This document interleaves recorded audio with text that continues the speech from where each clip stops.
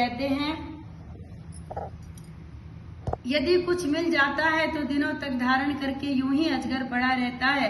कभी थोड़ा अन्न खा लेता है तो कभी बहुत, कभी स्वादिष्ट तो कभी नीरस। मनुष्य जीवन की ये कुंजी है। तो जैसा जीवन मिल जाए खुश रहना सीखिए प्रत्येक परिस्थिति में। ऐसा नहीं कि घर में थोड़ा सा खराब खाना बन गया तो उसके पीछे कलेश हो जाए, नहीं, उसमें भी खुश रहिए। और कहते हैं इसका अर्थ केवल खाने से नहीं है, जीवन से भी है। जीवन कभी स्वाद भरा होगा, कभी बेस्वाद भरा होगा। कभी जीवन सुख देगा, कभी दुख देगा। तो जब सुख में नहीं रोए तो दुख में क्यों रोते हैं हम? तो दुख में क्या करना है? दुख में केवल और केवल भगवान का चिंतन।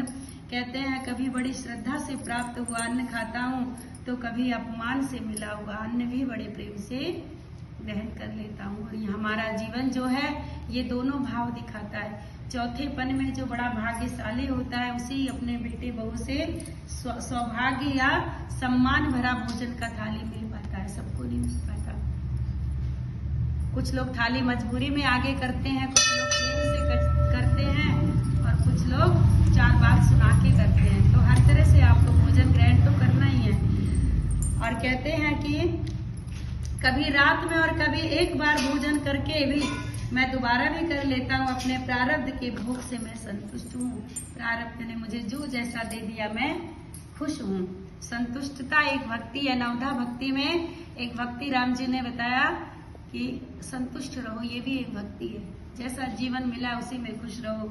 और कहते हैं इसीलिए मुझे रेशमी या सूती या कहते हैं मृगचर्म या चीर ऐसे वस्त्रों से कोई लाभ नहीं है। जो परमात्मा मुझे पहना रहा है, जो दे रहा है, मैं उसमें खुश हूँ। मुझे किसी को दिखाना थोड़े है।